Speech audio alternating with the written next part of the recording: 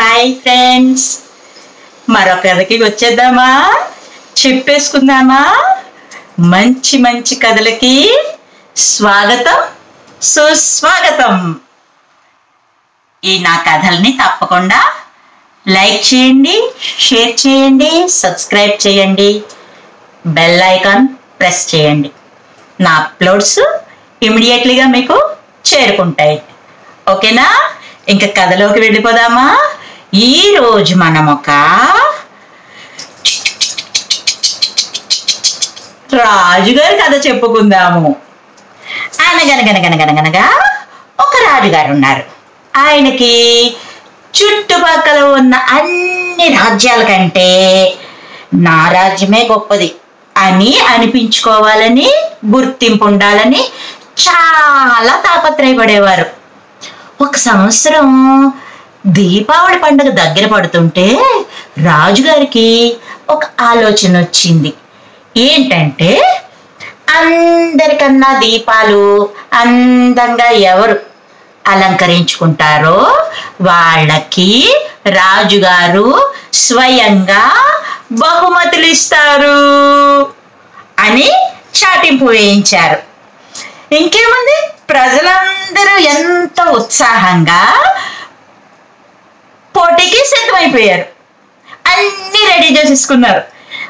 ఆ రోజు అందరూ హ్యాపీగా రకరకాల ముగ్గులు, దీపాలు, అలంకరణలు ఇళ్ళకి తయారు చేసేసుకున్నారు. అందంగా అలంకరించేశారు. ఆ రోజు సాయంకాలం రాజుగారు బయలుదేరారు. ఎవరు బాగా చేశారో చూద్దామని బయలుదేరి అందరినీ చూస్తున్నారు. ఎంత బ్రహ్మాండంగా అలంకరించారో, ప్రజలందరూ ఎంతో ఉత్సాహంగా పాల్గొన్నారని చెప్పి రాజుగారు చాలా హ్యాపీ ఫీల్ అయిపోయారు. అలా అలా అలా అలా ముందుకు వెళ్తా ఉంటే ఒక చోట కొద్దిగా ఊరికి చివరన్నమాట ఒక ఇల్లు కనిపించింది. ఒక గుడిసె లాంటిది అనమాట. అక్కడికి చాలా చీకటిగా ఉంది. దీపాలు అవి ఏమీ కనిపించలేదు, లైటింగ్ లేదు. రాజుగారికి ఇదేంటి అన్ని చోట్ల ఉన్నాయి కానీ ఇక్కడే ఎందుకు లేదు అని చెప్పి దగ్గరికి వెళ్ళి చూద్దామని వెళ్ళారంట. వెళితే అక్కడ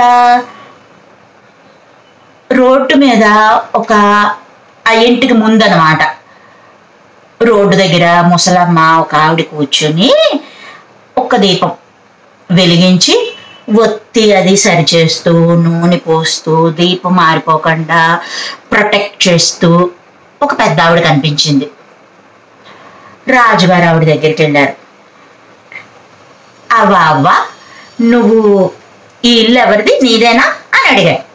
అవును, నాదే బాబు అని చెప్పింది ఆవిడ. అప్పుడు మరి ఏంటి, ఇంటి దగ్గర దీపాలు అవి ఏమి పెట్టకుండా ఒక్కటివే ఇలా రోడ్డు మీదకి వచ్చి ఒక దీపం పట్టుకుని కూర్చున్నావేంటి అని అడిగాడు రాజుగారు. అడిగేటప్పటికి, అదా నాన్న, నా దగ్గర ఒక్క దీపం పెట్టడానికి మాత్రమే సరిపడా డబ్బు ఉంది, అందుకని ఆ దీపాన్ని ఇక్కడ రహదారి మీద పెట్టాను. ఎందుకంటే ఈ రహదారి ఈ మధ్యనే ఒక పెద్ద గొంతు ఏర్పడింది బాబు. ఎవరైనా అటు ఇటు నడిచే వాళ్ళు ఉంటారు కదా, వాళ్ళకి కనబడలేదనుకో గబుక్కున గుంతలో పడి దెబ్బలు తగిలించుకుంటారు. అందుకని ఆ ఉన్న ఒక్క దీపాన్ని ఇక్కడ రోడ్డు దగ్గర పెట్టాను. ఎవరైనా వస్తూ ఉంటే జాగ్రత్తలు చెప్తున్నాను, నేను ఉన్నంతసేపును. అందుకే ఎంత వీలైతే అంత దీపం మారిపోకుండా జాగ్రత్త చేస్తున్నాను అని చెప్పిందంట అవ్వ. ఆ అవ్వ మంచితనానికి నిజంగా రాజుగారు ఫిదా అయిపోయారు. ఇంత మంచి నేచర్ ప్రతి వాళ్ళు కలిగి ఉండాలి. మనకి వీలైనంత సాయం ఎంతో కొంత చేయగలగాలి. ఆ మనస్తత్వం ఈ పెద్దావిడిలో ఉంది. ఇంతకంటే బహుమతి ఇవ్వడానికి తగిన పర్సన్ ఇంకెవరుంటారు అని రాజుగారు ఆలోచించి, ప్రజల క్షేమాన్నే కదా మరి రాజైనా కోరుకునేది. అలా మహారాజు కోరుకునే కోరిక ఇంచుమించిన ఆవిడకి కూడా ఉంది. ఆవిడకి తగినంతలో ఆవిడ హెల్ప్ చేస్తోంది. అందుకని ఆ రాజుగారు రాజ్యానికి తిరిగి వెళ్ళిపోయి ఈరోజు దీపావళికి బహుమతి ఆ అవ్వకే అని చెప్పి ప్రకటించి అవ్వ దగ్గరికి వెళ్ళి బహుమతులు అవి ఇచ్చి ఆనందింపచేశాడు.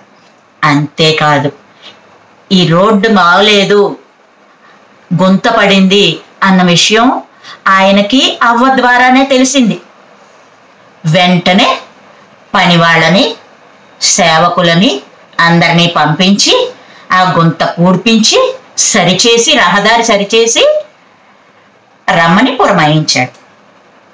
సో అందరూ బాగుండాలని అందరూ కోరుకోవాలి. ఇదే ఈ కథలో నీతి.